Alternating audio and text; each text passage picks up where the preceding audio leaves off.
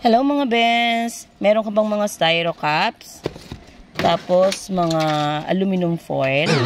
Bes, huwag mo itapon yan. Pwede nating pakinabangan yan. Dito nga pala ako nagpupunla sa mga styro cups. Ito ang aking punlaan. Pwede mong gawing punlaan yan. Kasi available siya. Actually, tinatapon lang sa basurahan eh. Diba? Tapos tinutusok ko lang ng ganyan beso. Para naman magstay ang kanilang tubig o moisture. Kasi nga, syempre, ano yan, diba? Magde-drain yan, yung tubig niya. Nilalagay ko sila dito. Yan. Or, pwede naman, ito mga beso, ginagawa ko talaga siyang punlaan totally. Yan. Ito yung aking punlaan ng pechay. Kasi kailangan na natin itong i-transfer permanently. Kasi nga, lumabas na yung mga permanent leaves ng pechay, kaya kailangan na natin i-transfer. Kumbaga, ano kasi ako mga besi, mga basurera din. Alam mo yung nakikita ko sa paligid natin na pwede pa naman mapakinabangan. Bakit kailangan itapon? Bigyan lang ng bagong bihis yan eh. Ayan, ganyan lang ginagawa ko mga bes.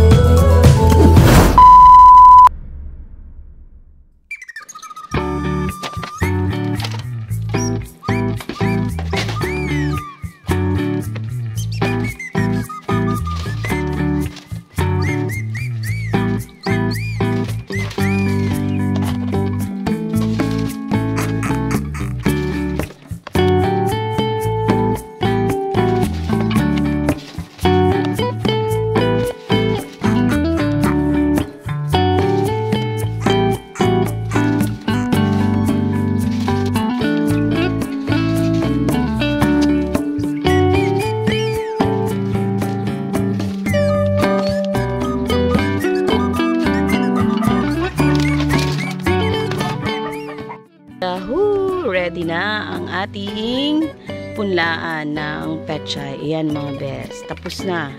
Ready na yan. Sa palagay ko, kasya na yan dito. If ever, dadagdagan na lang natin uli. Ayan.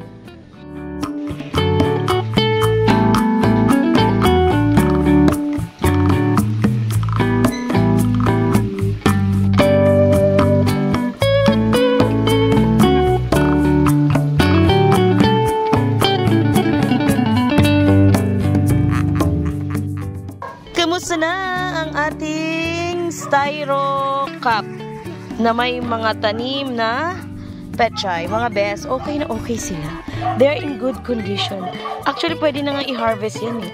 Kasi pwede na itong maulam at ilagay sa sinigang na isda o kaya naman nilagang manok o baboy. How about ang ating mga lettuce? Yan. Diba? O kahit sa styro cups na yan, mga best, bet na bet lang nila yan. Okay na okay na. No need to transfer.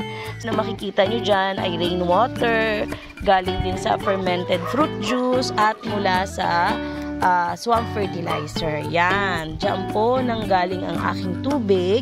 Tapos hindi po yan nagde-drain ang tubig nila. Kaya lagi pong may tubig yan. Okay naman sila. Buhay naman sila.